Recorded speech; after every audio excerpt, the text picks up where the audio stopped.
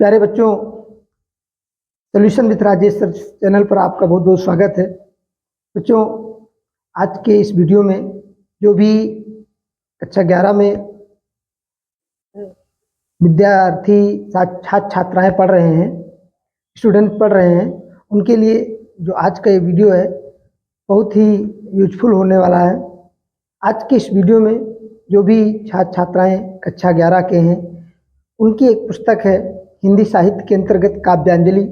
काव्यांजलि पुस्तक के अंतर्गत एक मलिक मोहम्मद जायसी जी के द्वारा रचित नागमती वियोग वर्णन, जो पद्मावत महाकाव्य से अवतरित है, उसका आज एक छंद हमने इस वीडियो में सिलेक्ट किया है, जिसका हम बड़े ही मनोहारी ढंग से, बड़े विधिवत ढंग से आज जो है उसका संदर्भ, प्रसंग और भावार्थ समझेंगे। तो चलिए सबसे पहले शुरुआत करते हैं आज के इस वीडियो के माध्यम से मलिक मोहम्मद जायसी जी के द्वारा रचित नागमती वियोग वर्णन का एक छंद। पियु वियोग अस बाउर जीऊ, पिव वियोग अस बाउर जीऊ, पपिहा नित्य बोले पिव पीऊ, अधिक काम दाधे सो रामा, अधिक काम दाधे सो रामा, हर ले सुआ गयव पिव नामा, अधिक काम दाधे सो रामा, हर ले सुआ गयव पिव नामा, बिरह बन तस लाग न डोली, बिरह बन तस लाग न डोली, रकत पसीज भीज गई चोली, रकत पसीज भीज गई चोली, सूखा हिया हार भाभारी, सूखा हिया हार भाभारी, हर हर प्राण तजहि नर नारी। बड़ा ही सुंदर भावपूर्ण वर्णन यहाँ पर किया मलिक मोहम्मद जायसी जी ने।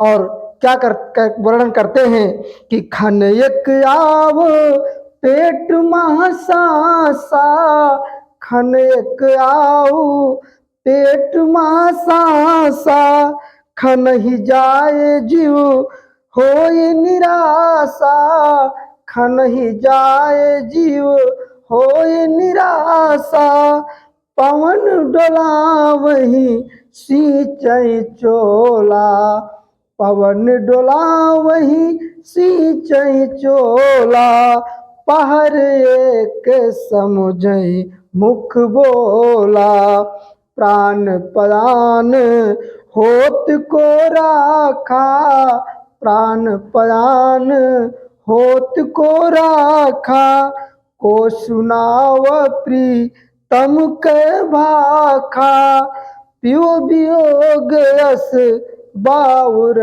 जीवू, पपिहा नित्य बोले पिव पीवू। प्यारे बच्चों, अब हम इसका संदर्भ समझेंगे।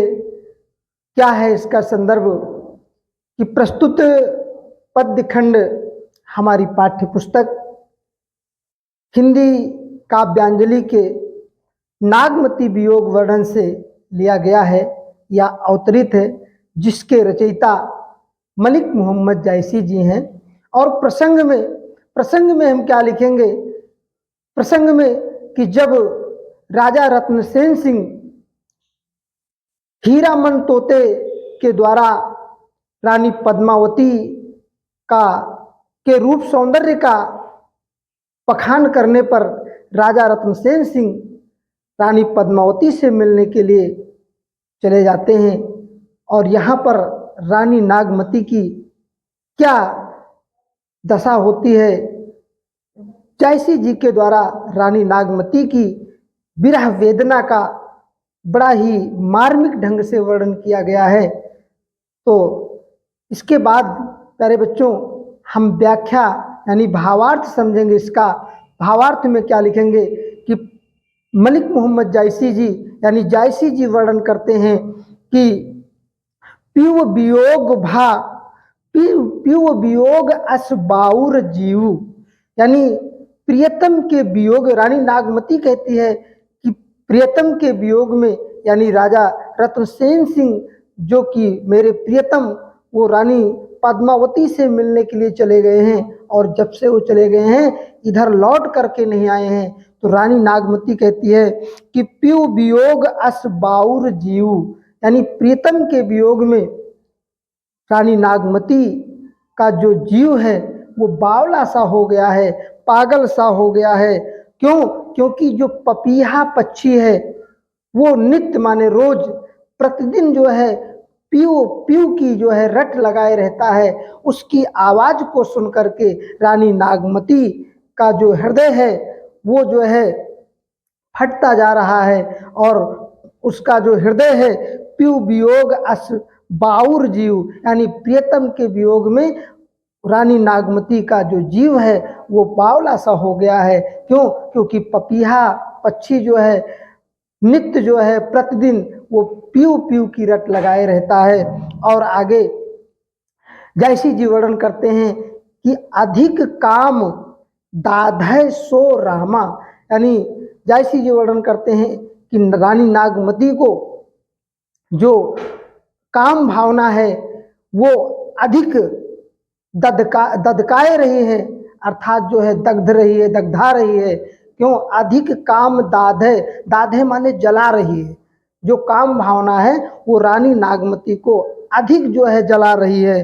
ठीक है। रामा, रामा क्या है? रामा स्त्री के लिए प्रयोग किया गया है। अधिक काम दाधे सो रामा, है ना।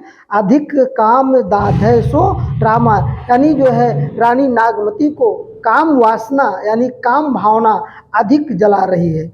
और क्या कहते हैं कि हर ले सुआ, यानी जो हीरामन नाम का तोता है वो रानी नागमती कहती है कि मेरे प्रियतम को हर ले गया है, मुझसे छीन करके ले गया है। और वो मेरे प्रियतम को ही नहीं बल्कि वो प्रियतम के नाम को ही जो है मुझसे छीन करके लेकर के चला गया है। और रानी नागमती कहती है कि बिरह बान तस लाग न डोली, ध्यान दीजिएगा, बिरह बान तस लाग न डोली, यानी रानी नागमती कहती है कि वियोग के बाण, विरह बाण, विरह माने वियोग, वियोग के बाण इस प्रकार लग चुके हैं, इस प्रकार से लग गए हैं कि मैं डोल न सकी। विरह बाण तस लाग न डोली, यानी विरह के बाण इस प्रकार से लग चुके हैं, लग गए हैं मेरे शरीर में कि मैं डोल नहीं सकती, हिल डुल नहीं सकती। क्यों? और विरह के बाण लगने से जो मेरे शरीर से पसीने के रूप में रक्त निकल रहा है, यानी जो विरह के बाण लगने से जो मेरे शरीर से रक्त निकल रहा है, और उस रक्त के निकलने से जो मेरे शरीर पर पहनने वाला कपड़ा यानी ब्लाउज है वो जो है रक्त के निकलने से पूरी तरह से भीज गया है, पूरी तरह से भीज गया है। और रानी नागमती कहती है कि सूखा हिया हार भा भारी, यानी सूखा हिया यानी मेरा हृदय मेरे प्रियतम के चले जाने के बाद से मेरा हृदय पूरी तरह से सूख चुका है, और मेरा जो हृदय है वक्षस्थल है ये इस प्रकार से सूख गया है, और इसके सूखने से जो गले में पहनने वाला हार है वो भारी लगने लगा है। सूखा हिया हार भा भारी, गले में पहनने वाला जो हार है मेरा वक्षस्थल जो मेरा जो हृदय है वो उसके सूख जाने से वो हार भारी लगने लगा है। और रानी नागमती कहती है कि हरे हरे प्राण तजय नर नारी, यानी हरे हरे यानी धीरे धीरे, इस प्रकार जो भी स्त्रियां हैं पति के वियोग में, जितनी भी स्त्रियां हैं वो धीरे धीरे अपने प्राणों को त्याग रही हैं। हरे हरे प्राण तजय नर नारी, यानी जितने भी नर नारी हैं वो जो है अपने अपने प्राणों को, जो भी अपने प्रियतम के वियोग में व्याकुल दुखित स्त्रियां हैं, वो धीरे धीरे अपने प्राणों को त्याग रही हैं। रानी नागमती कहती है कि खन एक आव पेट मां सांसा। रानी नागमती कहती है कि कभी तो जब कोई आकर के ये बता देता है रानी नागमती को कि प्रियतम यानी राजा रत्नसेन सिंह आ जाएंगे या आने वाले हैं, तो मेरे शरीर में एक बार जो है प्राण आ जाते हैं, सांस आ जाती है, और थोड़ी ही देर में खन एक आव पेट में सांसा, यानी कभी तो मेरे शरीर में एक बार सांस आ जाती है, यानी प्राण लौट आते हैं, और खन ही जाए जीव होए निराशा, और क्षण भर में ही मेरे शरीर से ऐसा लगता है कि प्राण निकल जाते हैं जब कोई ये आकर के कह देता है कि कब आएंगे कुछ पता नहीं, आए या ना आए। इसको सुन करके रानी नागमती की जो है विरह वेदना और बढ़ जाती है, और रानी नागमती की जो सखियां हैं, रानी नागमती की जो स्थिति को देख करके उनके पास बैठती हैं, उनको समझाती हैं, और करती क्या हैं कि पवन डोलावें सींचें चोला, वो जो है पंखे से रानी नागमती को हवा करती हैं, और कभी थोड़ी थोड़ी देर पर उनके मुख पर पानी की छींटे मारती हैं। पवन डोलावें सींचे चोला, और पहर एक समझे मुख बोला। कभी तो रानी नागमती की जो सखियां हैं, रानी नागमती के द्वारा कोई शब्द बोला जाता है तो उसको बड़ी देर में समझ पाती हैं, यानी रानी नागमती प्रियतम के वियोग में इतना दुखी हो गई हैं, इतना व्याकुल हो गई हैं कि उनके मुख से जो शब्द निकलता है वो बड़ी देर में स्पष्ट हो पाता है। रानी नागमती की जो सखियां हैं वो उनके रानी नागमती के शब्दों को समझ नहीं पाती हैं, उसको समझने में एक पहर लग जाता है। प्यारे बच्चों, यहाँ पर जो है अतिसंयोक्त अलंकार है, आप समझिएगा कि मतलब जो है कोई भी कितना व्यक्ति बीमार हो, लेकिन उसके मुख से जो शब्द निकलता है वो जो है समझने में एक पहर नहीं लगता है, लेकिन यहाँ पर जो है जायसी जी ने अतिसंयोक्त अलंकार इस पंक्ति में दिया है। और देखिए इसमें जो है अलंकारों का जो प्रयोग हुआ है, कई अलंकार प्रयोग किए गए हैं, और रस की अगर बात करें तो इसमें वियोग श्रृंगार रस का प्रयोग किया गया है, और छंद की बात करें तो इसमें दोहा छंद भी है, चौपाई छंद भी है। तो इस प्रकार से और आगे जायसी जी वर्णन करते हैं कि नागमती कहती है कि प्राण पयान होत को राखा, यानी मेरे प्राण जो है पयान माने जाने वाले हैं, निकलने वाले हैं, और इन प्राणों को कौन बचा सकता है, कौन रख सकता है। और को सुनाओ प्रीतम के भाखा, रानी नागमती कहती है कि प्रीतम के भाखा का मतलब भविष्यवाणी, प्रीतम के आने की भविष्यवाणी को आकर के कौन सुनाएगा, कौन सुना सकता है। प्राण पयान होत को राखा, अर्थात प्रियतम के ना रहने पर मेरे शरीर से प्राण निकलने वाले हैं, और इनको जो है आकर के कोई बचा ले, अर्थात कोई बचाने वाला नहीं है। को सुनाओ प्रीतम के भाखा, अर्थात प्रीतम यानी रानी नागमती जो है अपने प्रियतम यानी राजा रत्नसेन सिंह को संबोधित करती है कि प्रीतम के आने की जो भविष्यवाणी है कोई आकर के मुझे सुना दे। और दोहे के माध्यम से जायसी जी ने लिखा कि आही जो मारे बिरह के, और आग उठे ते हिलाग, और हंस जो रहा शरीर माँ, और पाख जरागा भाग, यानी आही जो मारे बिरह के, आह निकलती है, आह माने आह निकलती है जो मारे बिरह के, यानी जो वियोग आकर के किसी भी स्त्री को, किसी भी नायिका को अगर विरह आकर के आक्रमण कर देता है तो उसके मुख से आह निकलती है। और फिर क्या होता है, आग उठे ते हिलाग, यानी उसके बाद जो है उसके शरीर से जो है अग्नि प्रज्वलित होती है, अग्नि निकलने लगती है, और अग्नि के प्रज्वलित होने पर जो इस शरीर में हंस रूपी जीव है, हंस जो रहा शरीर माँ, यानी जो इस शरीर में हंस